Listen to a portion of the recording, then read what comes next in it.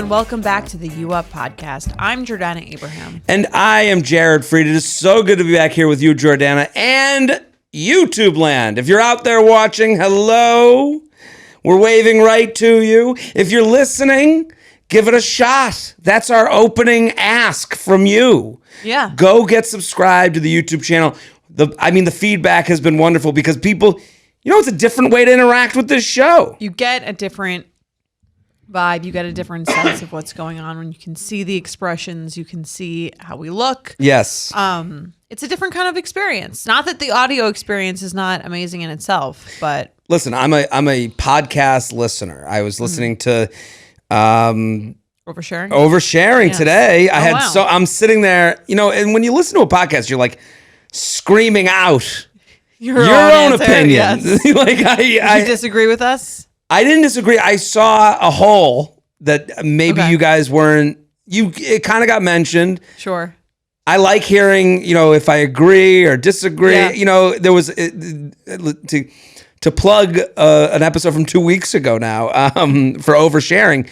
You were talking about the woman who was deciding whether to invite a friend to her wedding, a hypothetical wedding. Oh, yes. She's basically, it was a friend breakup episode and how hard that is. And it was interesting to hear.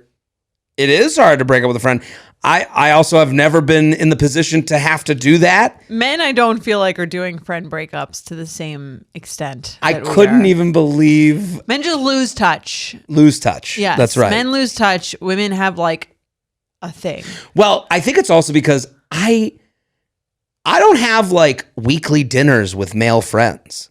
Like, you guys catch up. We do, yeah. If it's you like Sex in the City. Totally. If you walk into a restaurant, life is exactly like it is portrayed on Sex in the City. Take a shot. I saw that you on the U Up Instagram, Maddie put up a game.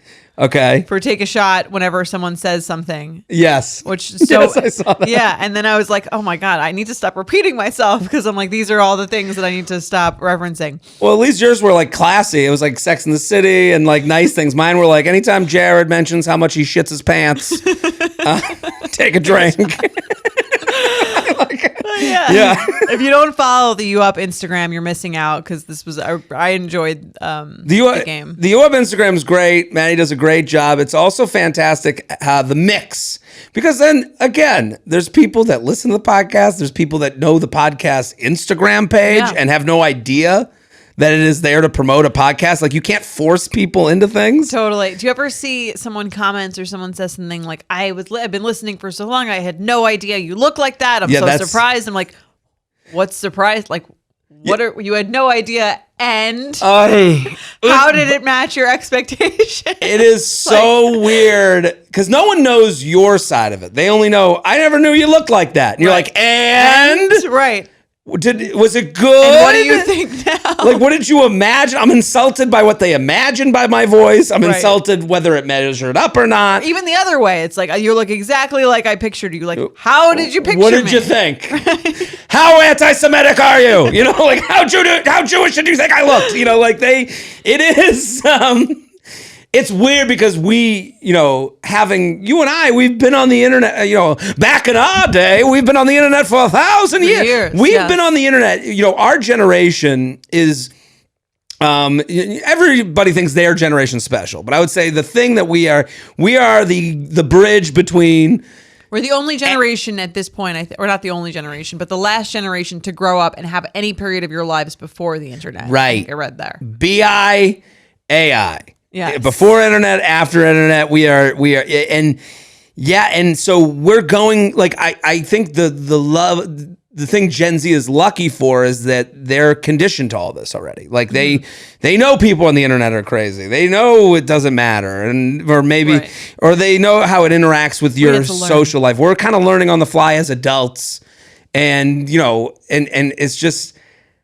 It is weird because, like, I get the same feeling. What else did you think? I have people that I do the Bachelor live stream. I yell at the Bachelor on my Instagram stories.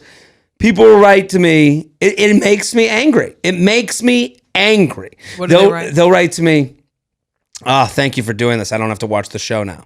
It's like, no, I did this to be funny. I'm not doing this as a fucking service to give you the Spark Notes, right? So that you can go to the water cooler and be up to date. Like, it's an entertainment. You got to put it behind a paywall.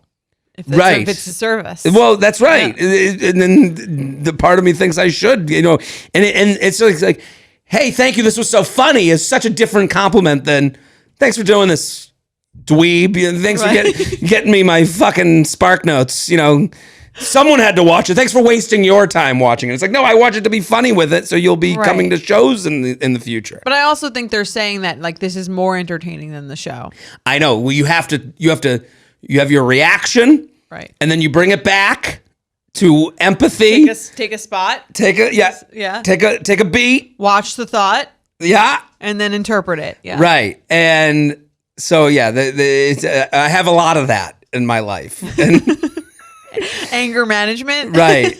Well, that gets talked about on oversharing. Yeah. To bring it back to oversharing, because I was listening, it was funny because I'm screaming out about it was a woman that wrote in that she has this person that she's known since like first grade or whatever, and she wants to like kind of end their friendship. And the way she wants to do it is by not inviting her to the wedding. Right. That she's not even engaged yet. Yeah, we have so many questions like that are like, how do I tell this person I don't want to be their bridesmaid? They're not engaged yet.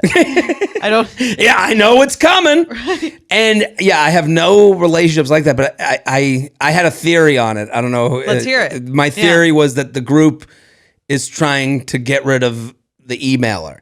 Oh. That this emailer had an issue with someone in the group, because then she goes... that was the one where she wants to invite everyone else, but she likes everyone else, but not this one person who's been mean to her. And the one that's been mean to her, she goes to the group and is like, she even says in her email, she's mean to me. And they were like, oh, that's your problem. It's like, I was like, I think this group has discussed that the emailer is kind of annoying. And they're trying to get rid of her. Right. I don't know if your therapist would say. No, actually, what's going on here? Actually, nerd. You're the issue. Yeah, you're out, kid. Because I was assuming this because she's creating this whole wedding reality where people would have to choose a side. If they came to her wedding, they're on team her. And if they don't, It's funny how many people use a wedding as like long game vengeance. You talk about that. That was the most interesting part of the discussion, was this use of a wedding. Because the wedding is the only time in your life when you have to designate, pick, and like have all of your best friends matching. The hierarchy. Right. So you're like, I'll get a chance to show this person just how much or how little they mean to me. But you're waiting for this event, which is like, you don't even really need to do those. Like, I didn't have a maid of honor. Yeah. Why would I pick a maid of honor? I have 5 sisters and like 10 other bridesmaids. Why would I pick a maid of honor? Just to start shit? Like for fun? Just to start shit. Right. Like, to me, like, if I was to even think of I'm like, I got a brother. Done. Yeah, game over. That's what easy. Yeah. Like, like it's what is else to talk about? Right. But you like that. You're like, it's like a little bit of like the drama. A lot of people just like, they're thinking about it like, well, I'll show her. When I get married.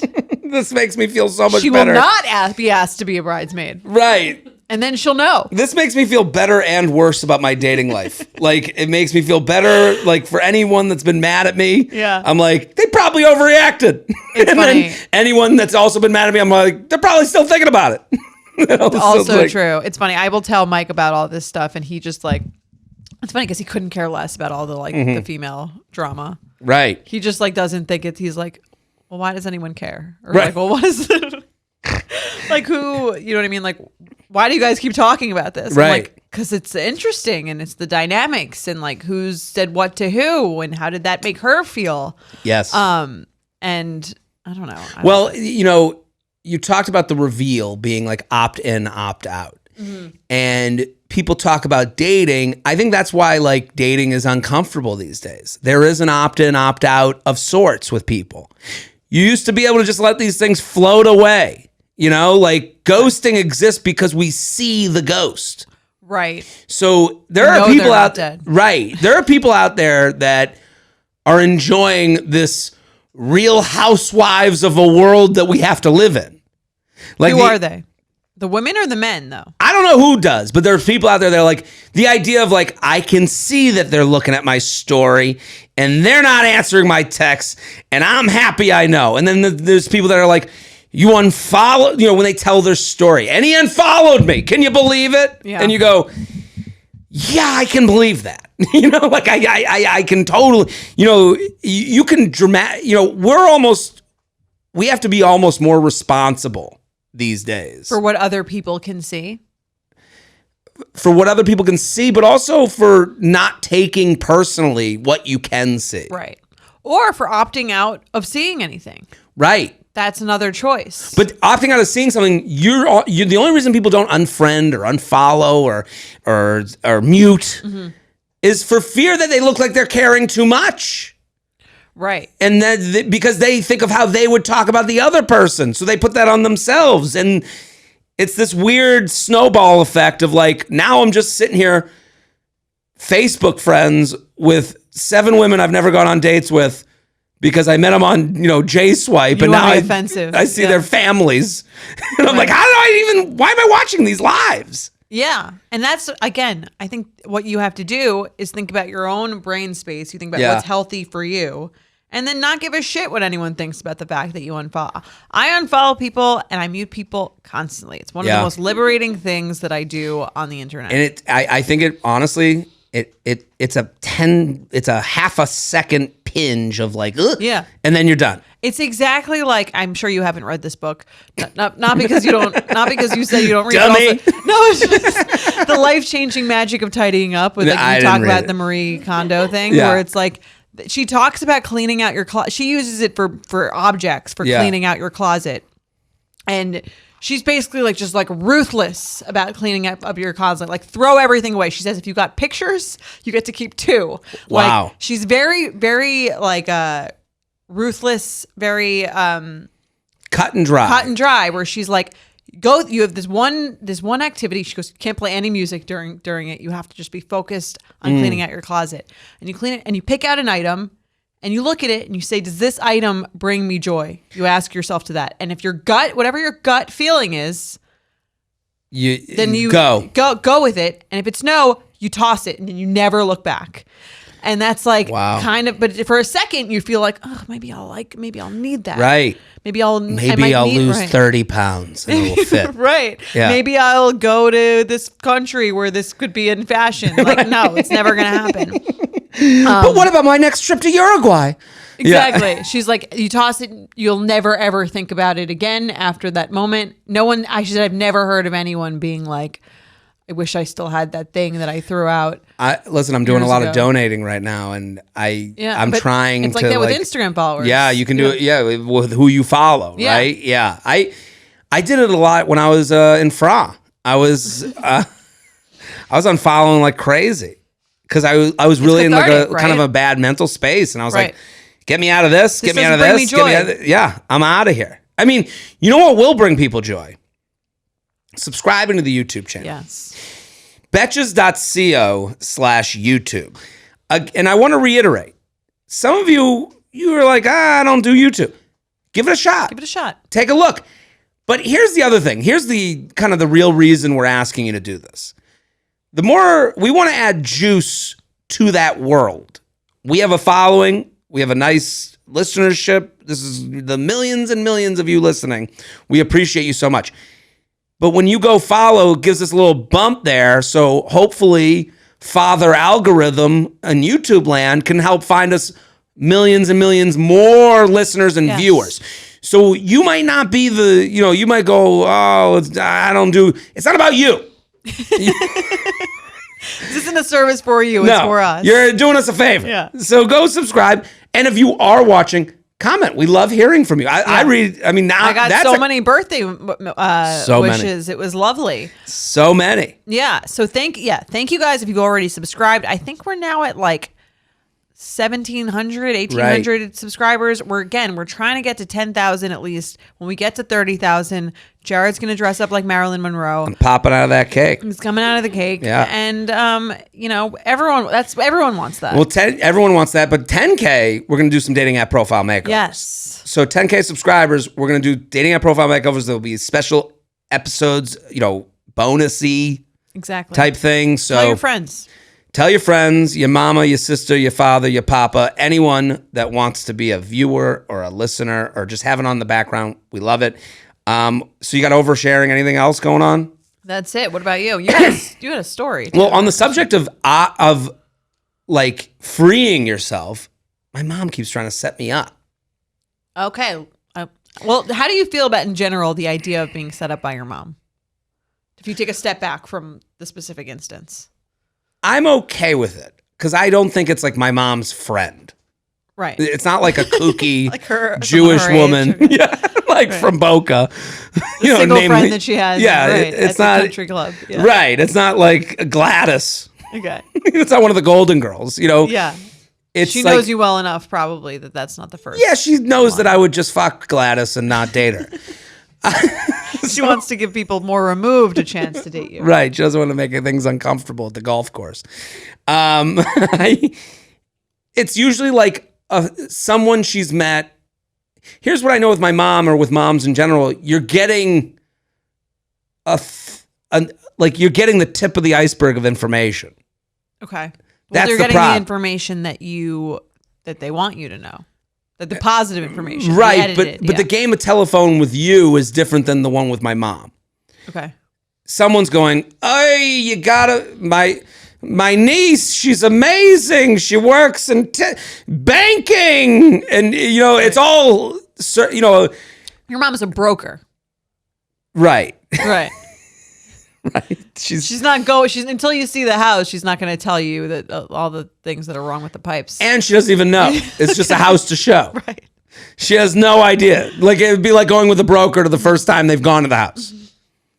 And they're making shit up. Right. Yeah. Because they just want to get you. Right. Does that fireplace work? Yeah. It's going to be great. It's a beautiful fireplace. Of course. It's beautiful. Right. She's seen one picture, and she's bringing me to a house that she's going to try and fake it. Right. And listen, it's very much appreciated. And here's the thing with fix-ups. Everyone wants to be fixed up.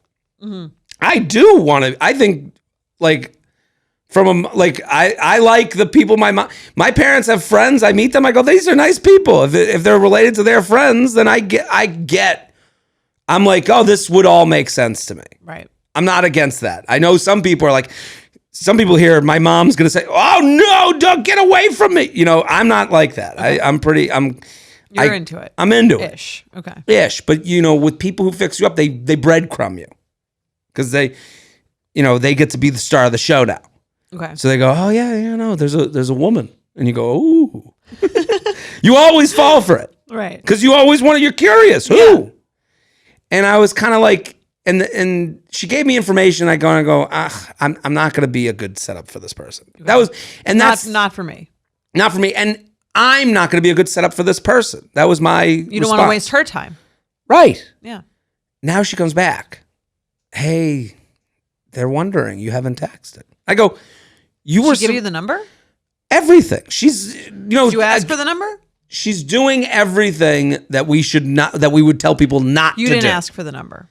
She sends it to me. Just do it. Just go. Just go. And this is what happens with setups. You get in this position. It's a Marie Kondo thing. Okay. Because here's what it's going to do. What ends up doing, then let's say we do go on the date. We're going to have a nice time. I'm going to have a nice time. Right. I can't speak for the other person. That sounds cocky, I guess. I'm not going on the date and saying wild thing. I'm going to have a nice time. You're a good date. I would like to think I am. Okay. I'm sure you are. I'm sure I am. I'm sure there's someone out there like, oh, that guy thinks he's a good date. Fuck him. I'm sure there's someone out there like that too. I have to imagine. But I don't think we're going to have like this like depthy time. That's what I mean by nice time. It's going to be two people interacting and getting to know one another in a very surface level way, because that's what first dates are. Yeah. And because I'm not in this boat of pumped up, to go. Now we have this nice time. And then you feel like this obligation of like, do I keep this up? You know, like now I have this shirt in the closet that doesn't fit. Right. You know, and I think that's you brought something into your home, right, that you don't really want, but it's harder to get rid of it. It's easier to just never bring it home. And and your mom's going, well, where's the shirt I got you? Right. I mean, we all have that. We probably also, especially you and I probably can relate to that the most. You get a lot of like random free swag. Oh from my shit God, that you just piles up in your apartment. Right. And you're kind of like, this is for free. Should I throw it out? Should I keep it here? Maybe someone who comes over wants it. Right. I use the Comedy Cellar as my like dumping ground. That's great. Like I bring, because besides sometimes the faux pas that you bring. No, I love I did bring the faux pas to the cellar. People loved it. Great. Huge hit. No, but like stuff like you get sent, just like you said, you get sent stuff and then they send you, sometimes it's enough for the year. And you're like, I don't need like your supply of whatever the sponsor is that we're not going to name. Right. But like, I mean, I'll say this. The Bay's luggage. Love it. Wonderful. Yes. This is not I use the pay. it now. Are they sponsoring this episode? Yes. They are? Amazing. Yeah. This is as good as this isn't even the paid part. This ain't we didn't even. This is a free one, Bays. I love their stuff. Same. But not, right? Yeah, isn't it great? It's wonderful luggage. Now I got enough luggage for, my kids. Right. And you're one man. I'm one man. Right. How many what am I gonna do all this shit? Bags do you need? Right. And that, and I'm not to compare a person to luggage, but it does kind of feel like you get, and then you don't want to be mean or, you don't want to be, and then you have to, and I look ahead, I go, and I'm going to have to say, hey, that was a great time, but I don't think we're going to be the man, or you might not have to do that. You never know. I mean, everyone only has a limited amount of time. Time is a non-renewable resource. Mm-hmm. It's the only, it's limited. You can't get more of it than anyone else. Yeah. So I think if you're not excited, just say, again, I said this word, kindly pass, or you said that doesn't work. Unkindly pass. Right. Yeah. It's enough already. Yeah. You have to, and especially and I know this is relatable to people because if you're single and you're out there and people always have someone and they come to you as if you are starving in the street with your hands out. Certain people, not everyone, some people are great people. You're great at setting people up. You do a great job. There are some people who think, you're sitting here starving. Right. Yeah. Take a sandwich. Take whatever you can get. Yeah. You're not going to take it. My hands are off. Right. Yeah. Then don't complain to me. And you deserve it. Right. Yeah. Yeah. You deserve everything you get. You should stay alone forever. Which I think if someone was like, I have someone for you, and you were like, absolutely not, then I get that. I get that mentality of fine, then I'm washing my hands of this. Right. But if you're asking, they show you the thing and it's just not a match for you, they should back off. It's okay to be politely. Yeah. What do we, kindly no or kindly pass. Yes, that is. So I'm in it with my mom on that. Well, we're figuring it out. If you need me to get involved, throw me in the chat. I'll explain why. Talk to Jordana. Yes. She'll explain. You need a buffer between you two. Have you ever read Marie Kondo? It's a great book. So you got oversharing. I got shows. Yeah, let's hear them. Hold on. If you're watching on YouTube, I received this hat. What do you think of this hat? I was in Phoenix. I like it. Yeah. All-Star Weekend. Thank you, Drew Rosenthal. He sent a hat to me. Great. He knows I like a vintage hat, so I was like, "Thank you." And the shows in Phoenix were great. Shows in Chicago always great. Always great. Such a fun time. I went to the Bears game. I was singing and dancing in the aisles. Your brother's works there. My brother works for the Bears, so that's people notice.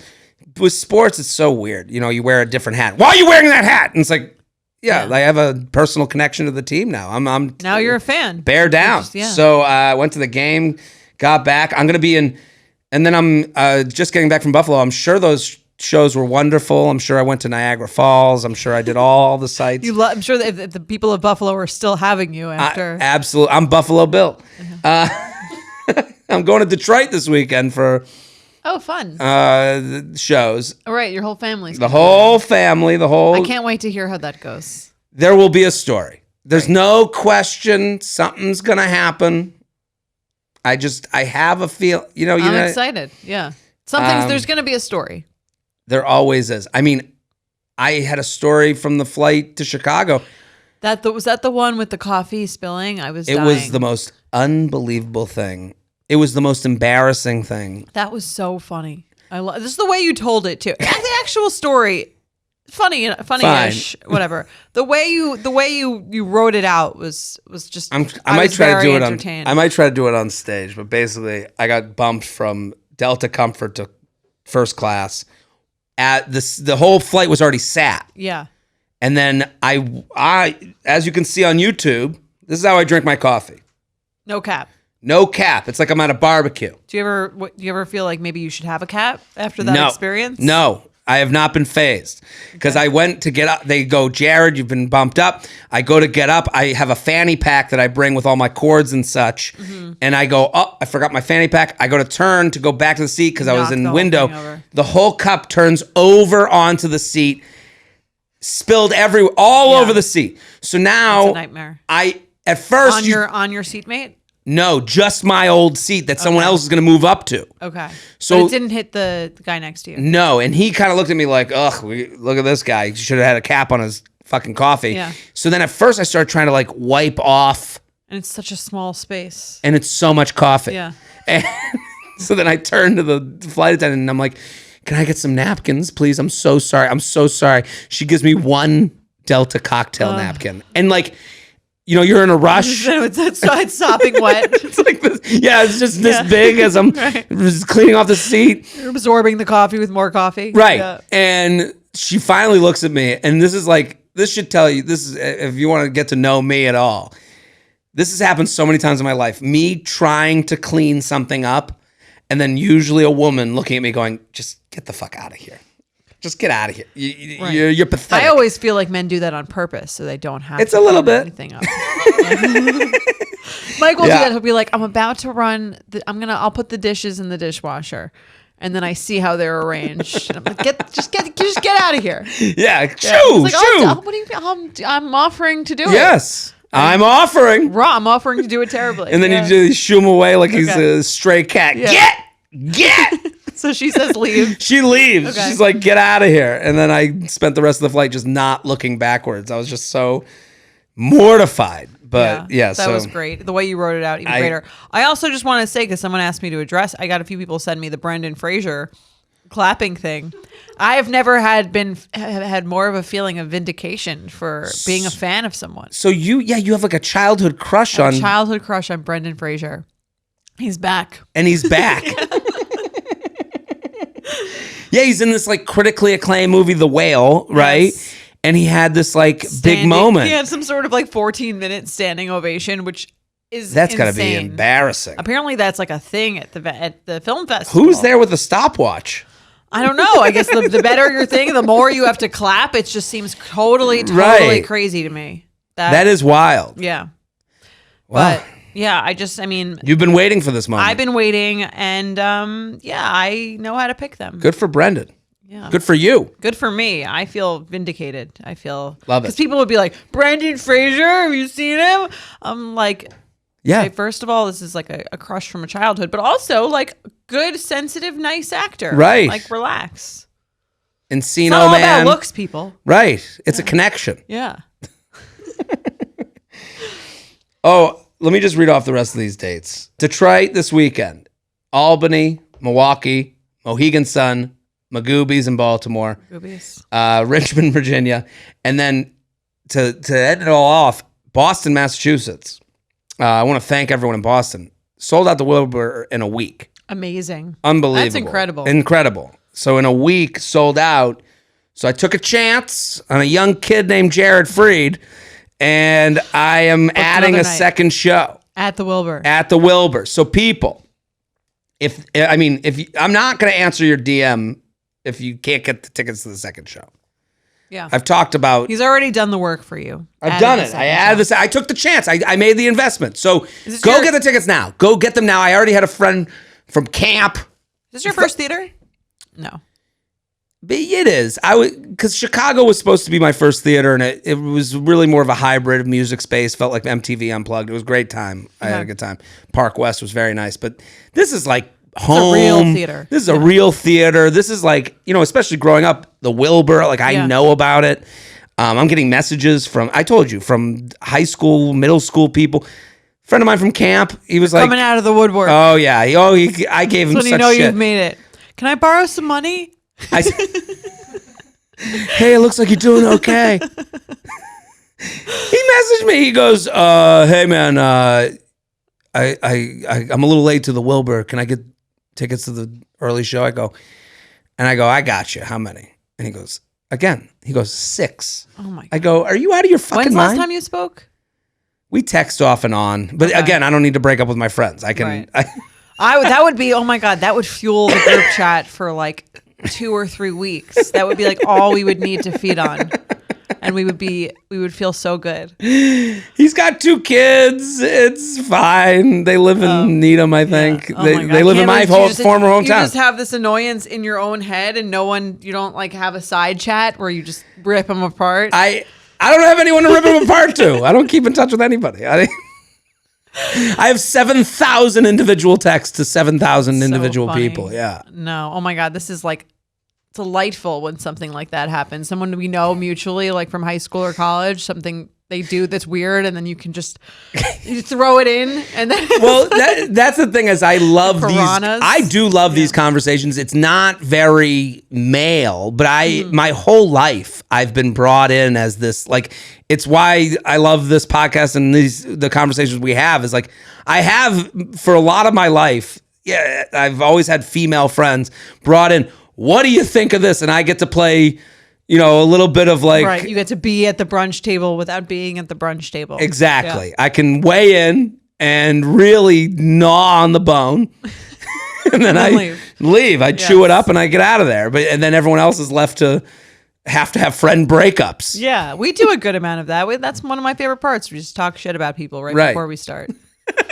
Yeah, we do. Yes. Yes, we do. We off camera. But the good stuff's on YouTube. Exactly. Maybe there's something that's left in there. Who knows? You'll have to see. It's an Easter egg, as they said. Let's do an email. I love this one because I actually relate very much to it. Let's do it. Okay, I'll read it. Hey, J&J, I've been seeing this guy over the summer, and it's going really well. We vibe on a number of levels, and he checks a bunch of my theoretical boxes. Normally, I'd be all about being in a relationship, as he revealed he's interested in one, but I'm just not ready. Some context. Things ended with my boyfriend of 7 years late last year, and I promised myself that I would give myself this year to do what I want. No commitments, no strings attached. Prior to that relationship, I was in another with not much time in between. I think my worry is that if I get myself into a relationship now, I'll feel like I've missed out on something in my 20s, traveling, meeting cool new people, and really just doing whatever I want whenever. This guy has been super understanding and isn't pushing me for more, though I know that's what he wants. While I'm not looking for anything else in my city right now and have paused the apps, I still want to be free to enjoy whatever happens when I travel, which I'm doing a ton of this year. I feel bad. He's been really mature, but I know it can't be easy to put time and effort into a relationship with me. I'm also putting time into it as if it were a relationship without a real commitment. He expressed to me that he sometimes feels like my second choice or a placeholder until something better comes along. In reality, I think he's a great guy and an awesome compliment to my personality, and I could see a future with him, building a life together. I just don't feel like I can commit right now and want to experience this year. What do I do the next time this comes up? Nothing, say something. What's the best move? Thanks as always, an indecisive Betch. I thought this was interesting. It's a great email. Yeah. Because it's also timely with the time of year. Yes. It's fall. You're in these things that aren't season, things, as they say. Cuffing season-ish. I believe personally, cuffing season comes December. Okay. I think it's interesting. It's this whole idea that she promised herself she'll be single, so she's blaming the promise. I don't think it's right. It's not the promise. Yeah, people promise themselves all sorts of shit all the time. I'm not going to eat after 8. Right. Like. And then I'm fucking making popcorn all night. Yeah, no one cares about a promise. Nobody. The only reason she's bringing it up is because she doesn't like this guy that much. Right. I was thinking that as well. Right. Yeah. And she wants to see what else is out there. But I relate to this because it's like you're at the time of the year where it's like, oh, what are we doing? You know, like we met, you know, had the summertime. And we talked about it a little bit. The excuse season is over. Yeah, we talked about this on Benefits, which should be out or will be out soon. Both of us talked a lot about timing and scheduling and feeling this kind of taking stock part of the year, because it does feel like you're getting your school supplies ready for the new year. On. The pressure's on. What are you doing this weekend? I'm in town. You know? A nightmare. Right. And no more, oh, I'm at the beach, or I'm with my family, or I'm on the barbecue, or I'm on the boat. No. It is, hey, what are we doing? And then you start going, oh, fuck, we're a we. Right. And you go, do I want to be a we? Yeah. It's funny to me that she wrote this email. Usually the emails that we get are about the other way around, right? You know, or often the men. It's funny because I feel like men do this all the time or have this feeling all the time, but they're not. It doesn't stress them like it stresses this emailer, because I just do think that women, and I don't want to speak for everyone, have more of a sense of what am I doing and how is it affecting the person. Well, because they've also been on the other side of it more, maybe. Yeah, perhaps that's also part of it. But I think we talked about this last episode or a couple episodes ago, where it's like there is a thing where women will dump you if they are not interested in dating you, and men are not really doing that. Well, this is kind of what I was going to get into. Yeah. Is she writes in her email, I am also putting time into it as if we're in a relationship without a real commitment. Mm-hmm. And he expressed to me that he sometimes feels like my second choice or a placeholder until something better comes along. I would say to her, she's not even doing that. She's in a relationship. She is in something. But she won't call it that. But she won't call it that. So why won't you? Because you're not really satisfied. You're not excited about it. It's not the one. It's fine to admit that. So this idea that she's going to go find someone while she's got this guy on the side, she ain't going to do that. Right. And if she did, she would immediately dump this guy. Be like, I hooked up with someone else. I found someone new. Yeah. She wouldn't go, well, I'm going to go. I don't think she's on the apps. It doesn't sound like it by the way she's written this email. She said she got off the apps, I think. Oh, really? Right? She said, I paused the apps. I still want to be free to enjoy whatever happens when I travel, which I'm doing a lot of this year. Right. No. You ain't going to do that. And this is the She's part. Not going to do what? She's not going to enjoy her travel time? I just don't think you're going to free yourself to meeting that guy on your trip. Right. If you got this is what the reveal does. And sorry to keep it sounds like we're marketing this thing to like sell it in a fucking book. Package it. Right. You can buy the reveal for $4.99. Right. On Amazon today. No, but the reason I'm bringing it up is because he's revealed, I want to be in a relationship with you. And she's going, well, I'm not ready for that because I promised myself, fun woman year. And with this idea that she's going to be open enough to go do that, which she's not. Because she's with this guy? Because she's going to feel bad about this guy. And if she does, she'll immediately break up with this guy. So she already knows the answer to her question. Right. She's kind of like, I think what she's really thinking is it bad to break up with this person? I think there's also the regret of like, well, what if I do kind of want to hang out with them sometimes? Like, I don't hate them. You got to give that up. I mean, that's the story. Yeah. That's what these guys don't give up. That's why the guys are assholes. They're going, they go, you got to give up that woman and they'll go, why would I? Why would I? I'll wait for her to break up with herself. Right. Or I'll just not text as much. Right. And this person's writing into us instead. Yeah. Which is nice and thoughtful. It's very thoughtful that she's thinking about it like that. I think her biggest mistake to go back to it is I promised myself I'd have this year. She needs to stop living in this. Right. There's no contract there. Right. Yeah. And there's no like on-off switch to meeting people, but there is a on-off switch to freeing yourself to be in a position to meet people. Yeah. Like, she's got this guy. She's not, what are you going to do Tuesday night? I'm going to stay in. What are you going to do Thursday? Well, I'm going to hang out with the guy that I've been seeing. Well, it's like when are you going to meet the new guy? Of like, you give up good to get great. Right. This is good. Yeah. She doesn't hate it. Nope. It's fine. But she's looking for, if you're looking for something great and you're not enjoying the thing that you have that much, go, especially again, if you're saying I'm in my 20s, I want to explore. I'm not in a time crunch. I'm trying to just see it's like, especially in that case, it's like, go meet a bunch of people. I relate to this very much so. I call it the fall fear. Okay. I just named it 2 seconds ago. Fall fear. It's the next book to follow up the reveal. The fall scaries. The fall scaries. I'm going to call it the fall fear because I don't want to get involved with Sunday scaries people who think they invented Sunday scaries. Okay. The fall fear to me is I'm in something that I just fell into because I still in it from the summer. So it's the fall fear of falling. The fall fear of falling. That you've already fell. The fall fear of falling that you've already fallen. The fall fear of falling. The fall fear of falling. Okay. FFF, triple F. Okay. Because it's, am I just I've written this as a joke before, but is it like, is it the weather changing? Do I like him or is he just tall? Right. Is it the weather changing or do I like them? Yeah. And I think we all, and I think she's kind of going through that where she's like, change of season. I got this guy. He's ready to commit. Leaves changing, infinity scarves, PSLs, get me to the pumpkin patch. Right. Picture on Instagram. Wouldn't it be great to have a boyfriend on the side of the right? Yeah. he'll be holding the pumpkin. Yeah, he'll be holding the pumpkin, dressed like he's in a costume to go on. Think Succession. of all the couples' costumes. Right. She's got that. That is an easy road. Yeah. The harder road is literally nothing. You can't see anything. You can't even see the person. And I get into that because I started thinking about like back to relationships that I've ended up in, where I'm like, oh, this is when it turned up, and I'm like, was it me being lazy and going, I can see it, right? Or was it me being like, wow, yeah, and it just so happened to fall every year. Well, that's why you'll know it's real if the person tries to date you in July. Right. July is easy to have no one. Yeah.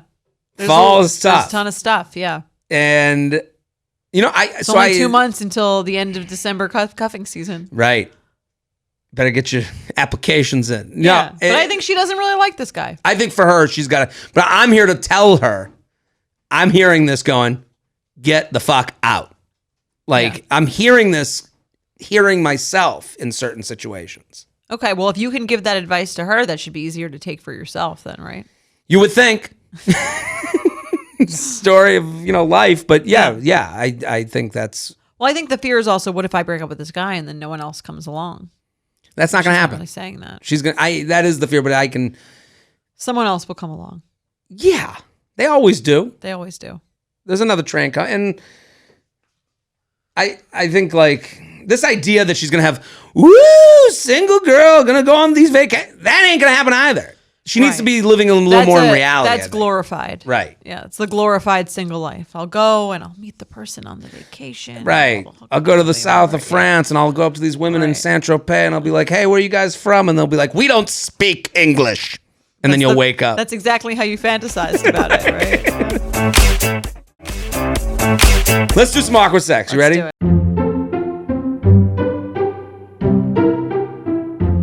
UUP@Betches.com. UUP@Betches.com. Send in your awkward sex. This one was this was a tale. Yeah, it's a long one. Better get ready. This is my reading for the week. Yeah, I'm noticing a trend. Go on. Love the pod. You guys bring so much, some much needed stress relief to my commute every week. I've got an awkward sexual experience that happened a few months back. Quick context. I was friends with this guy in high school, and during our freshman year of college, we ended up making out in his car a few times. I established that I wasn't looking for a hookup situation at the time, and he agreed that he would work towards a relationship. This guy's really a contract lawyer. For freshman year of college, especially. Right. I think we could work towards something serious if we... Stop making out in the back of this car. Right. And if my mom allows us.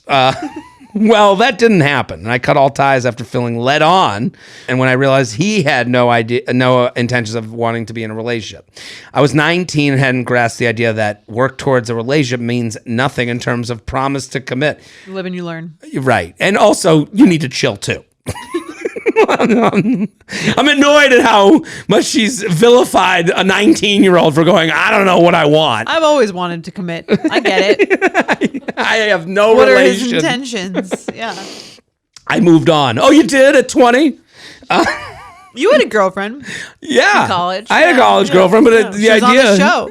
She was on the show. She was on the show. That's right. Dating, eventual casual hookups, and an unfortunate situationship or two.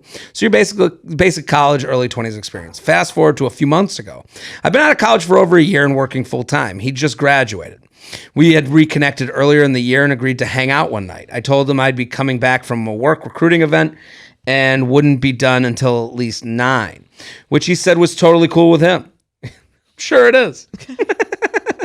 I'll be done at 9. Oh, cool. So we'll just meet up at your place. He asked if we could hang at my studio instead of meeting up somewhere. With that, I assumed it would be a hookup, which I was good with. And in all honesty, I didn't want to develop into anything more than that. Quite the change from the last time I'd seen him, LOL. We were sitting on my bed talking, and after 20 minutes of casual conversation, he kisses me. Ooh. As soon as I reciprocated, he aggressively sticks his tongue into my mouth. I was a little taken back and tried to roll with it, but the guy was basically touching my uvula. I don't know what that is. I think that's the little ball at the back of your throat. Maddie says yes. Yeah, okay. Dr. Maddie weighing in with how much tongue there was. He then moves to kiss my neck, but instead of kissing it, he starts licking me up and down. Yeah. The visual for that is the very visuals. Weird. It's off-putting. It also makes me think of the commercial. You know how there's like some commercials that have been on for like 1,000 years. Yeah. Like the M&Ms where they go, "He is real," and then Santa looks back, goes, "They are real." The Liz Taylor commercial. "These have always brought me luck." You know, like when she throws the diamonds at the homeless person. I don't remember that one. That was on for 1,000 years. This made me think of the Tootsie Pop commercial. Oh. 1. How many licks? 2. Do they play 3. that one still? The YouTube subscribers are going to get a treat there. That's right. Yeah. It's the owl. Yeah. Remember? No, I remember that commercial. Yeah. Do they still play that? I guess I don't watch kids shows. I feel like they'd probably play it more on like Nickelodeon. If it's still on, it's 1,000 years old. 100%. That was like when we were kids. Right. Yeah. How many licks does it take? How many? It was a little kid. How many licks does it take to get to the... Yeah. Owl steals his fucking Tootsie Pop. Yeah. A 1, a 2, a 3. It was always way more than that. Also, right. In reality. But I'm a chewer. Are you a licker or a chewer? I'm a licker. Yeah, I'm a chewer. Well. That's right, ladies. Give the people what they want. I like how you look directly into the camera. YouTubers are getting their treats today. Yeah. All for the price of free. You're welcome. That's right. He then moves to kiss my neck, but instead of kissing it, he starts licking me up and down repeatedly. I felt like I was being attacked by an overly friendly dog. Clifford's here. I started thinking he didn't do any of this the last time I saw him. Oh, at 19, he's learned some new tricks. When did this become his move that he thinks women like? I was trying to figure out how to gently communicate that I didn't want to be a human popsicle when he suddenly stopped. Thank God, I thought. He probably got the message. He goes up to kiss my ear and instead shoves his whole tongue in my ear. Ugh.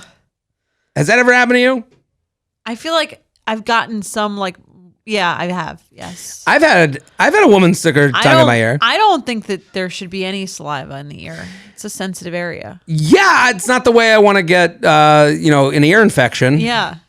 But also when it happens, I'm like, all right, woman came to play. I could see like a nibble on like an earlobe, maybe like a tongue inside your ear. Is just like, why is that erotic? You don't want tongue inside ear. You want tongue around the edge of the ear. You want like a nibble, a suck on the lobe. Yeah, that's all fun and games. Those are erogenous zones, I think. Yeah, but like sticking your actual tongue in there, like it's like a hose. Get carried away. I don't see that. I've had that. I wasn't running away, but at the same time, it's into it. Maybe he's into it. He likes you it give what you get. Yeah, right, I assume when people do things to other people, they want it done to them to an extent. That's why I'm the nibbler. Who calls you that? Me, as of now. He was literally giving me a wet willy with his tongue. This was gross enough, but I have an inner ear conch piercing, and he was moving the jewelry around, which hurt like crazy. At that point, how did it, 7 pages. Yeah. I needed a break. Still trying to salvage this. Oh, I mean, it's time to give up at this point. So I asked him if he had a condom. What's to be expected? She's probably like, he'll get off my face if he can. Right. He can, Yeah, I guess move it to sex. His cock doesn't have a tongue. Yeah. Although I guess I don't think it's probably harder for him to be licking her face while they're actually having sex as opposed to a foreplay thing. Right. He'd have to at least you go doggy style. Yeah. Let her be the dog instead of him. So I asked if he had a condom. His response, I didn't bring one. I wasn't expecting to hook up tonight. I told him it wasn't a problem and I had one, which is when he told me that he hadn't gone past oral with anyone. That's why he's so tongue proficient. Right. And that was as far as he was willing to go. He asked me if I'd have sex with other people before. When I responded with yes, he looked shocked. We had gone to a conservative Christian high school, and he ended up going to a university with similar beliefs, so I wasn't too surprised by his shock at my answer. Well, that explains a lot of this. Yeah, that could give you some context. He's recently graduated from a Christian university. That's what they do there. Right. You have to, I guess if you're really not going to have sex, you want to get more creative with all the other shit that you could do. Yeah, you're out there ear fucking. I'm not a virgin. I've stuck my tongue in plenty of ears.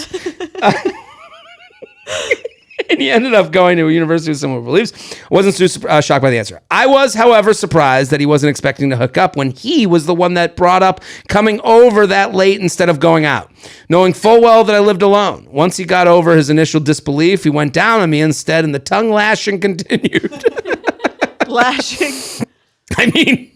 Would you think it was going to change? No discernible plan or rhythm. Because at first you're like, okay, maybe he's good at that. Right. He's very into using his tongue.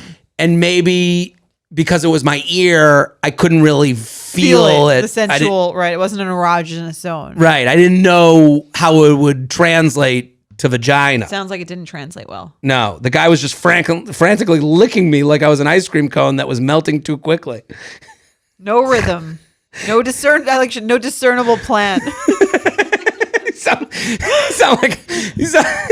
sound like my dad when I went into comedy. You got no rhythm. You have no discernible plan. It's like you're going down on a woman. Oh my God. I mean, eventually I pulled him up and told him, I love the pull up. Come on, kid, get up here. I love the idea of being relieved. It was so bad. Come on, get up here. It's like me at the chair wiping off the coffee. Get out of here. All right. Okay. Enough already. Yeah, that's enough. I'll do it myself. He asked if there was anything else I wanted before that, with the follow-up comment of, you're probably fine with everything since you've had sex with other people before. You're probably fine with whatever I want to do. You've had intercourse. You whore. It's basically what I was I interpreted. Yeah, it's mean. That immediately killed the vibe for me, and I wrapped things up pretty quickly. After he left, I immediately jumped in the shower to wash his saliva off of me. So gross, I know. I haven't spoken to him since, and it's definitely giving my friends and I a good laugh at the bizarreness of the situation. Can't wait to hear the names you guys come up with for this one. All the best. Not your human popsicle. I wish she had a roommate. So when she came out of the room, she'd be just soaking wet. Roommate's like, what? Did you just shower? No. I was just licked. I've just been violated. Right. What do you call this one? Did you have any name ideas? I just had the tongue twister. What do you have? Maddie had the tongue bath, the wet willy. I had, my favorite one. I had sealing the envelope. Okay. It's fine. Here's my favorite one. Let's hear it. The ice cream bone. Okay, I get it. Right? She's the ice cream. Right, yes. Ice cream bone. Instead of cone. I get it. Get it? There we go. That's good. Thank you. I like it. So red flag or deal breaker? She licks your entire face. It's not a deal breaker. Okay. Shocking. Well, I like gusto. in the bedroom. She's got this guy has energy, sure. Energy, gusto. He's got, he is that recent college graduate. No discernible plan or rhythm, but he wants to be there. He's ready to go to work, That's fair, yeah. Honestly, conservative Christian high school, conservative Christian college, it is a shock to me. He's like, let me go down on you. Like, that's progressive for him to me in my pre-existing assumptions of people. Right. Yeah, I could agree with that. Right? Yeah, but I think for me it would be a comment I don't like. You're probably fine. You're probably fine with anything. You've had missionary sex. Yeah. Oh, you probably have seen it all. Right. What was that? I forgot which show it's from. It's like open-toed. I think it's like Angela from The Office where she goes like, she's wearing open-toed shoes like some slut. It does feel that way. Yeah, I think that's probably the biggest crime to me. Yeah. You lick my ear, I'd be like, okay, where's this going? We can figure it out. Right. It's very judgmental. Well, considering he just like put his tongue in her ear, he's being very judgmental. Oh, yeah. Yes. You've probably done it all. You've probably had a tongue in your nostril. You've probably been nasal fucking everybody. Oh, my God. All judgy about weird shit. Yeah, I don't know. Has it ever happened to you like this before? I've never had sex with someone who went to a conservative Christian high school. Yeah. Or college. I haven't had the licking. I've had an element of someone who's like a little too tongue happy in ways that are like they think it's weird just when someone thinks it's really hot and it's not doing it for you at all. That's what I think this person's email is really leaning on. Right. Is like, how could he think this was so hot? This was great. Yeah. And they call that lack of sexual chemistry. Yeah, and sexual education. Yeah. Maybe someone else would be into that. Listen, I'm sure there's someone out there who likes a tongue in their ear. Me. In your I don't know if I like it. Okay. But I'm not going to turn away. Didn't get ear infections at the pool. No, never got ear infections. I'd be sitting there with a Q-tip afterwards, cleaning myself out. Okay. Even though you're not allowed. I'm a bad boy like that. Oh, so maybe this would work for you. Well, not with him. Right. Someone else. If you're out there sucking ear. Yeah. I don't know. Yeah, I don't know. The more I think about it, the worse it gets. Let's do another email. Right, let's do another one. Hi, J&J. Love you guys. Looking for your takes. Am I being crazy? Yes. No, okay. I'm kidding. I moved in with my boyfriend of 2 years about 2 months ago. He used to regularly smoke weed, but since I moved in, he stopped smoking every night and said it was a more mature change in lifestyle, mostly due to my move-in. He said that he thought that smoking every night was a bachelor move and living with me was a good opportunity to stop this habit. I don't know if it's a bachelor move. Time to grow up. So much as like, because no, that's who he is. Yeah, a bachelor move is like something that gets you like going out and bringing home more girls, not like sitting at home watching Cheech and Chong. Cheech and Chong. That's what the kids do these days. That's what they right? do. Yeah. Tons of Cheech and Chong. This is it's not a the neon sign on the wall. Right. Yeah. This is different than that. I wouldn't call it a bachelor. I guess maybe he's like, I'm doing whatever I want, and that's the bachelor move. Sure. I guess. I mean, it is interesting. His thoughts relate to me. Okay. Because I remember thinking, you get in a relationship, you move in, that'll be that's what's going to make you clean up. Yeah. Do different. I'll drink less. I'll eat better. Sure. You ain't going to do it. Once a disgusting, always a disgusting. Always. I keep picking my nose and I'm getting self-conscious on the YouTube. Well, I did just say once a disgusting, always a it was good timing. It's been a week since he started smoking every night again. Wow, it's funny. That probably lasted 6 weeks. 6 weeks. 6 weeks. They moved in 2 months ago. Yeah. It's been a week since he started smoking every night again. In his defense, he has had a stressful week at work. I'm a teacher and I had a whole the summer off. So I'd say going back to work has also been a stressful one for me. I'd like to go out and drink at happy hours with my boyfriend, get drinks with others, but I'm not a smoker. He blames his smoking on his work stress. I used to feel like when I didn't live here and we were just dating, my boyfriend smoking around me was no problem. It was his house and his life and he could do what he wanted to do. Now I feel like his smoking is kind of losery. Tell us how you really feel. Living with this loser. I mean, that's sort of, I think, the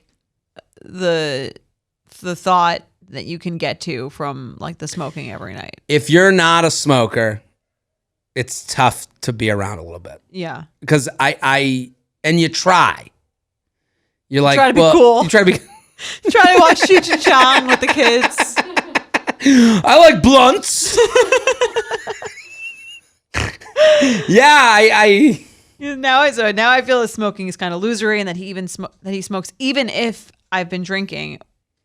We are not on the same level, and I'd rather go to bed than hang. I told him this last thought, and he went outside to smoke anyway. Any thoughts? Am I changing who I was in this relationship, or do I have a right to be uncomfy and irritated? Thanks, not a high betch. I think she has a right. I'm not a smoker.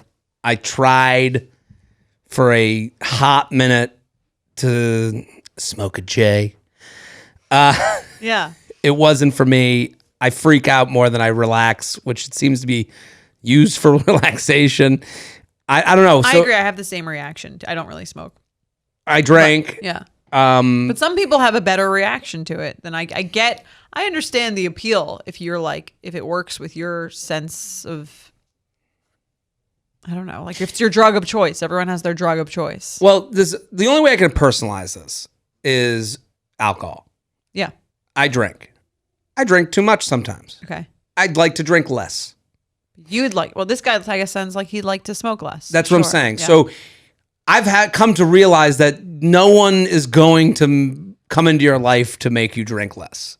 No one's going to come into your life to make you eat at night. I'd like to eat at night less. Yeah. No one's going to come into my life and make me eat at night less. I have to fix these things either with professional help or because on my own. Yeah, not because someone else asked you to. But I think it's interesting that they moved in together, because now these things, which in the beginning of the relationship are like, you kind of, and that happens at the beginning of every relationship. You sort of overlook, or you don't really care that much about the negative qualities because you're so infatuated and so excited with the positive. Also, the way she wrote it is very apt, where it's like, that was his place. Right. You know, you do like a lot of that. Yeah. Now she's like, we moved in with this guy. What's the next step? Is marriage and then kids. Do I want a husband who's on the couch smoking every night? Do I want a lifestyle where shit got real? Yeah, where she's like, now it's not he smokes. Now it's we have a house where someone's smoking all the time. Right. We have a decorative bong in the corner. Right. Is that the lifestyle that it becomes a lot more real? This is my life now. Yeah, this is your life. And I think that's probably her bigger issue with it than the fact that he's smoking, because again, it's not like she drinks, she goes out. This is what he prefers to do instead of drinking. I don't think one is necessarily worse for you or better for you than the other one. Mm-hmm. I think she's more like, is this the kind of like lifestyle that I want for my future? And you're absolutely right. And how does that play into what I thought my lifestyle would be, right? What I thought my partner would be like. Yeah, and she keeps bringing up stress from work.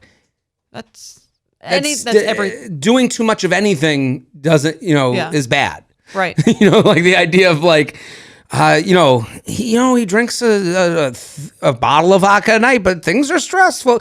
You're now apologizing for something that feels like it's too much. And this is how he stress relieves. And I can tell you that your relationship, there's always going to be periods of stress, and the stress thing is not an excuse, is an excuse for you addressing the actual issue. Right. If it's an issue, which again, there's nothing inherently wrong with it, but it's more like, is this how I see my life? That's what she's got to decide. And how could I see my life with it? Right. Is it worth, how much does it matter to me? Well, I was trying to think of like how she, like the strategies. I'm like, okay. And I think she has to decide this. I don't know from her email. Like, do you want it, like, do you mind that it's all over the house? Like that's, right. It starts with the paraphernalia. Yeah. Do you mind that it's in a drawer that stinks up the house? What about it bothers you as part of a lifestyle? Yeah. Because it doesn't bother you on a Saturday night. You know what I mean? Right. So that's the hardest part, is like, unless you want them off of it completely, that's a different story. Because she's saying, well, I like a drink. So you can't, if someone said to me, I don't want you having any drinks, and while they're, doing the while they're chugging Puff the Magic Dragon. Right. I would go, well, fuck you. Right. But so I think that's the other part of it is also you're not going to stop drinking because someone tells you to stop drinking. You have to stop drinking because you want to stop drinking. And I mean, this guy did say he wants to, what did he call it? Mature it up or be more, it was a more mature change in lifestyle. Yeah. So it sounds like he does have an interest in doing that, but he's not going to do it for you. Well, he also has to realize that it ain't going to be her that makes him mature up. Yeah.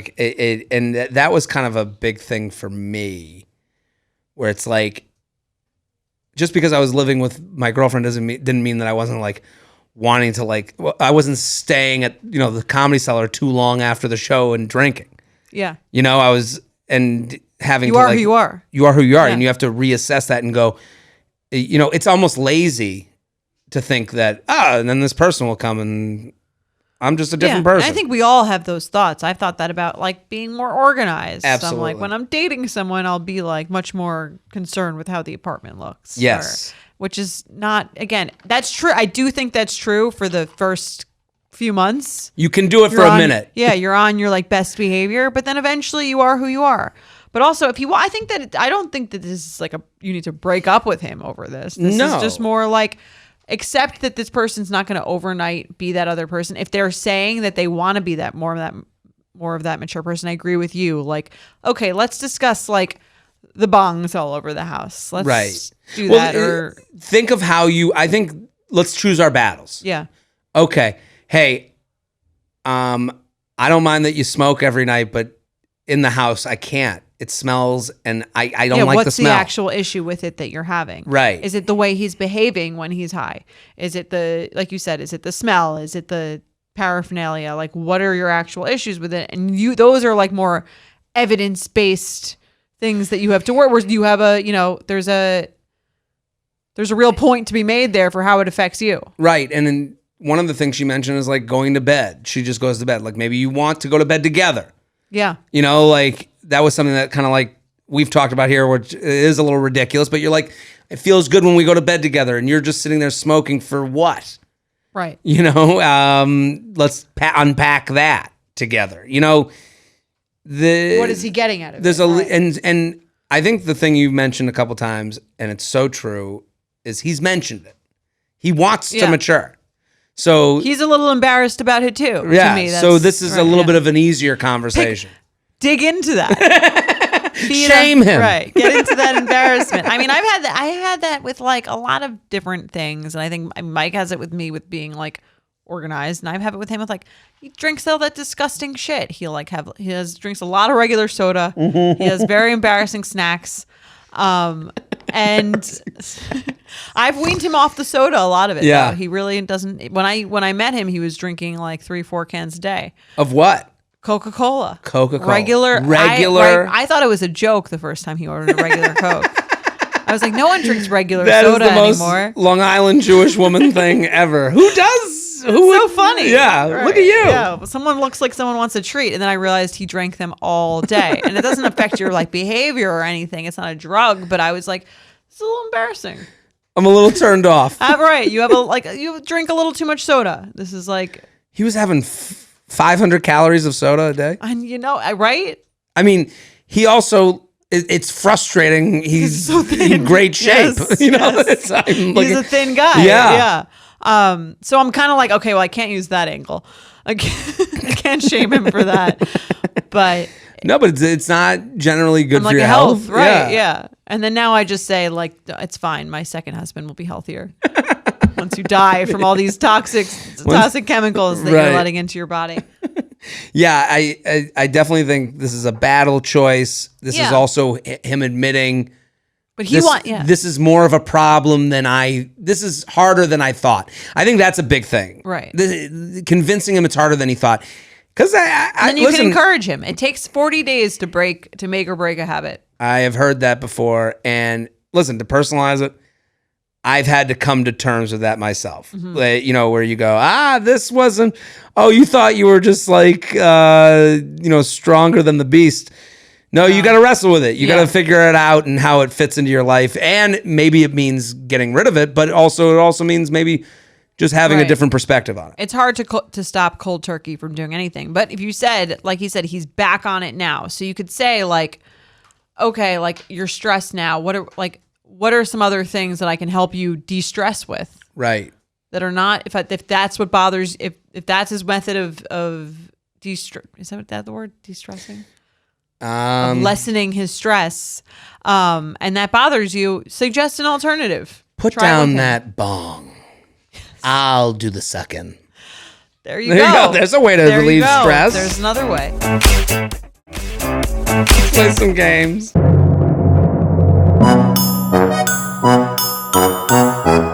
Red flag or deal breaker? You ready, Jordana? I'm ready. Red flag or deal breaker. They say you look tired every time you wear eye makeup. When you tell them it's makeup, they say you look prettier without it. Ooh. Someone's a little too honest. Yeah, someone really thinks that it's funny that they're using the tired thing as a way to really tell them about the makeup. It feels backwards. Yeah. Usually people don't wear makeup. They go, you look tired. And it's like this feels like not an accident. Right. He's been trying to tell you that he doesn't like the makeup. Right. Through the tired thing. And then that didn't work. So he just said, he broke. He just finally said what he thought. Yeah, that's what it feels like. Yeah. Well, it's a tough one because it's like, do you want someone to tell you what they actually think? Or no. Do you want... Right.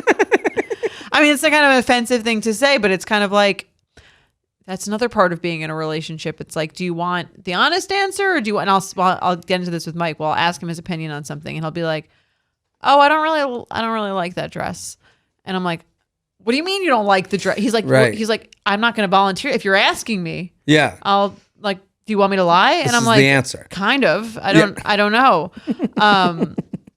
But then sometimes I'll wear the dress anyway. Cause I'm like, okay, I've taken your opinion, decided I don't care. I like it. I'm going to wear it. I get that. Yeah. And that's why this red flag deal breaker is different based on when it's happening. Right. And it's also, he's volunteering that information. It's right. Like I come out ready for dinner and he's like, I don't like that shirt. As I'd have to ask before they gave the Or he said, that shirt looks tired. Yes. And you're like, what? I just don't like that shirt. You know, like that's right. That's the annoying part about this. This person is that much of a controlling of right, that they're saying that. But it's also like if you're the kind of person that wears eye makeup and they don't like eye makeup, maybe they don't like you that much. Right. I hate when people go above and beyond to notice something. Like it's really sometimes you just don't have to say anything. Like okay. I had this woman came out to me. I was wearing black shirt, black shorts, black hat. Okay. To me, that's typical. To me, it was clothes. Yeah. She goes, "Oh, look at the outfit." And I was like, "What?" She goes, "Oh, it's not no, it's not a set I bought." Like I was like, "Why?" What was bothering you about that? That she was just like you turned it into something it wasn't. You know, like you couldn't just. I don't know. Some people just don't know how to talk to people, also, and like, turn off to me. Yeah, and if you're in the beginning of dating, I think this is a much more rude comment than if you're already dating. Oh my God, I don't know when this isn't rude. I think it's less, yeah, I guess it's always, especially if you've been doing it all. Let's say there's a difference between like, she never wears makeup. Yeah. She suddenly put on eye makeup. And then he's like, you look tired. Yeah. That's the only way it kind of works because. Because it's not who she is. You go, you're not recognizable to me. Mm-hmm. And then, then you can go, oh, I guess I don't like you with makeup on. Yeah. And that's the only. If it came up in that way. Otherwise, deal breaker. I'm out. Right. I do think you can tell someone like what about them. It's better when it's positive, when it's like, I love you in that shirt, or I love you in that. Totally whatever. different. But the other way, it's kind of like, but also if you don't like when someone wears something, when is your opportunity to say that? But also, someone makes a change, like even in the scenario that we just gave him credit for. Yeah. Someone makes a change of themselves, which means it took them a lot of thought and energy. And I'm going to wear the makeup. I'm going to wear the eye makeup. You never wear it. I'm going to never wear it. And then the first thing is, you look tired. Like, yeah. No, that's rude. I'd be fucking annoyed. If she asked, that's different. Different. Totally different. Let's do another. Okay. Jordana and Jared, hello. I'm a longtime listener since the start. I saw you this summer in New York at a live show, and it's my first time writing in. I met a guy at a birthday party for a friend of a friend this past Friday night. We talked for about 30 minutes or so. He took my number when I left and asked to get drinks sometime soon and gave me a little kiss on the cheek as I left. Okay. Ta-ta, honey. He was very sweet and cute. Right after I left the bar, I get the attached texts. So red flag or deal breaker, he says, I love you after just meeting about an hour later. As of now, I'm doing drinks on Tuesday, so I guess it's not a deal breaker to me. Thanks and can't wait for the next live show. We'll read the little texts. Okay. I'll be him, you be her. Okay. So hold on. The first text is at 11:38? Yes. Okay. Hey, it's blank. Then at midnight. Hey, do you want to come over? Then at 12:12. When she didn't answer. I think I love you. Okay. The timing of these texts is very important. Which you didn't mention. Hey, I'm back in the Upper East Side. Have fun at your fantasy football dinner tomorrow. And then he writes back at 9 a.m. Ha ha ha ha. Hey, are you free on Tuesday? I think I owe you some drinks. I am. We can do drinks. Okay, awesome. So basically, I don't really think that's really saying I love you. No. That's a jokey whatever. Right. He's trying to bang. And yeah, he said I think I love you after you didn't answer his want to come over text. Right. The context of this totally matters. Yeah. To me, this is like the fun version of the annoying one. Yeah. You met at a bar, you got a kiss on the cheek, he took a shot. Hey, want to meet up? He doesn't love you. He doesn't love you. And then he reassessed, woke up in the sober moments of the morning. He's like, let's get a drink. Yeah. And to me, and you're going, which I think you should. This is fine. Yeah. You should have said, I love you too. Right. That would have been fun. Right. I would have messed with him. Right. And it's like, I think men, I've said it on this, but men kind of live in this world that I'm so glad you finally said it. Are we getting married? Yeah. I think men live in this world and this guy is practicing something that I say all the time that I wish everyone would do. Just because I did doesn't mean I would. Right. Just because I got drunk and sent you up text and said I love you. I won't go out with you. Doesn't mean I won't go out on a date and do it the right way the next time, the way you're looking to be taken out. Yeah. And she took it in jest. Yeah. I think it was it's good. Fine. We have a last one, and it's a doozy. All right, go for it. J&J, do I have a story for you? Well, let's hear it. I've been dating my boyfriend for about 6 months. This past weekend, Labor Day weekend, he asked me to go with him to his family's summer house in upstate New York so I could see where he has spent most of his summers and meet his family. We finally get there, and this is not a house. This is a shanty. He's not as rich as you thought he was. Oh, no. I'm in Hampton Bays. Literally just for shelter and a place to sleep / hide from the bears at night. While I'm getting a tour of this place, his mom mentions that he should show me how to use the one toilet of the house since it's a little janky. You're getting a tutorial on the toilet. There's something. I'd be like, oh yeah, you can give me that tutorial from the Hampton Inn. Where I'll be staying. This is not the family estate that I had pictured. No. He proceeds, but I thought your last name was Rockefeller. No, it's Rocker-fella. It's that one. It's that us. Is it the mansion? No. Next one. Next one. Is it next to the cave?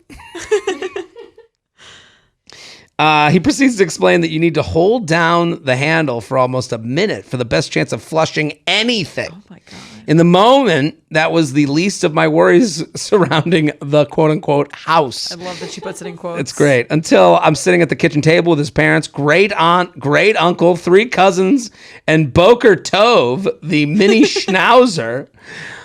Hold on.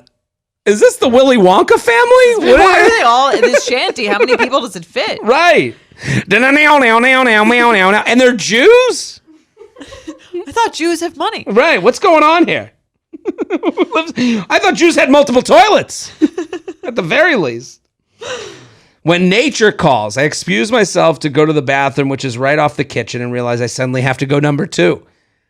She's taking this a little bit casually. Oh, is it a poop? with the handle, I wouldn't pick that bathroom. I would take a first run at peeing. I wouldn't be like, I guess I'll shit. See how it goes. Really test this thing out. What this bad boy can do. Right. My first move is a run by pee. When you gotta go, you gotta go. I don't think much of it because we're still in a quote unquote house in quote unquote civilization, and my boyfriend is one of 2 large boys in this family. So my normal size number 2 shouldn't be a problem for his janky toilet. Welp, I was wrong. After I did my thing, I held the toilet handle for the obligatory minute. Nothing moves. Wait a little bit and try again. Still nothing. I look around. No plunger. Oof. I mean, that's on the family. Yeah. For they have a bad toilet and no plunger next to it? You haven't set everyone up for success. Now I'm panicking. This thing is just stuck there. Do I try to move it with the back loofah from the shower since it's long? Do I use the shampoo bottle? What the heck do I do? Oh, she's looking at all the options. Okay, yeah. The whole family's right outside. In a panic. Right. Just darting your eyes around the room. The whole family's right outside. I can't just leave or ask for help. I just met them. So I do the only thing I can think of doing. I reach in with my bare hand. Oh my God. And grab part of it so I can free up enough space to flush and get things circulating. Oh my God. She's MacGyver. I'm holding my breath out of fear, laughing because no one is going to believe this, and crying because this was not what I pictured for my life at 30 years old. How do you think they feel? It's 80 and they're a shanty. but my technique worked. Huzzah! And the entire time, I was thinking of the girl who left the bag of her own poop on the counter. And now I finally understand how you get to the point of handling your own shit to avoid potential embarrassment. So I guess red flag or deal breaker. He lives in a house/shack without proper plumbing, and he doesn't own a plunger. Sincerely, well, shit. It's funny, that whole time I was thinking the red flag or deal breaker was going to be her sticking her hand in the shed. Right. So she's like, red flag or deal breaker, you put me in this, you put someone in this, they put you in this situation. Red flag or deal breaker, dating this pool. He has a shanty. Right. Yeah. What do you think? I mean, to me, it's a meet the parents moment. Yeah. It's on him. It's funny how many emails or DMs I see about the bag of poop story. Let me actually acknowledge that, because I get tagged. So the bag of poop story, listen, we take the emails, we read them, we put them out there. Right. They're fun. We don't fact check them. We don't really fact check. That has been, I think, been outed as an urban legend of sorts. I've heard that as well, that it was somewhere else. It was on it's Reddit. The same person that put it on Reddit. Whatever. And now it's being told. Let me just tell you out there, if you see a TikToker telling the bag of shit story as their own, they're a liar. Oh wow! So people are doing that. Multiple women telling the story, getting huge views as if it's their own story, or they've heard about a friend it happened to. Interesting. So, I mean, I just want to get ahead right now to be like, when we read it was sent by an emailer. This was years ago, by the way. Years ago, sent it to this podcast saying it was them. We go by, and I remember a long email. It was a long email, and I remember we go by what we're telling you. Who are we to say to someone? Right. I'd never heard the urban legend before. And then this is fucking 60 Minutes. We're not going to look. We're not going to evaluate, investigate the validity of every story. Right, and basically the short of the story was the person. The toilet clogged. They put the shit in the bag. They left it on the counter. They left the apartment. They were locked out. Forgot the shit on the counter of the apartment. We talked about it as an awkward sex tale here. I think months later, I got a message being like, "That's a Reddit story." I remember that. Yeah. And I go, "Okay, all right, what are we gonna do?" Yeah. You know, it was we believed it at the time, had fun with it in the way we had fun with it. Now I'm seeing TikTokers tell it as their friend or them. It happened to them. These are liars. That's crazy. That's why I don't really respect a lot of TikTok things going on. When I see creativity on there, I respect it. I don't mean to be a hater. Yeah. But when I see a lot of repurposed garbage on there. Repurposed garbage is correct. It's a lot of doing the same thing over and over and over again. It's, It's funny that they all can't write the word sex. They have to write segs. And then they call themselves creators. Yeah, you're real artists. Really going against the grain. You know, you're following whatever the fucking Chinese government told you to do. So like, don't think so highly of yourself. But it's so every time I keep getting tagged on TikTok of people telling this story as their own, the bag of poop story. It's crazy that there's more than one person telling it as their own, so it's very clearly not true. Nobody on TikTok cares. Get your views, kid. Right. Just get your numbers. Yeah. Get your followers. It's all gross. And I don't care what my creative responsibilities are. You know, like they're like, no, I just want to not, you know, I just want to do this for a living. Or we're all just hooked on the. Well, that's like a lie. The drug. That's weird. I know. To me.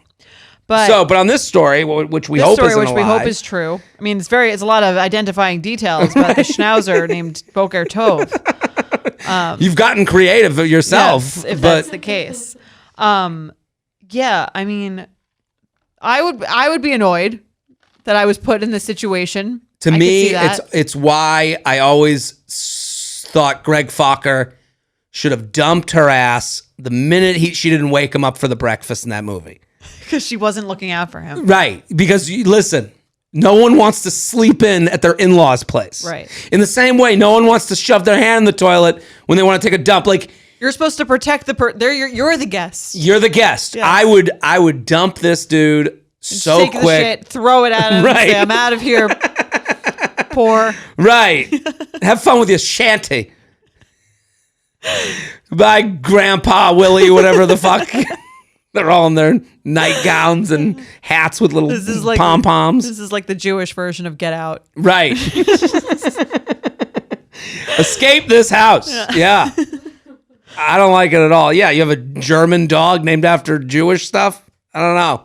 Doesn't sit well. Not at all. This doesn't rub me right. Much like those people on TikTok retelling those stories. Exactly. We're on to you.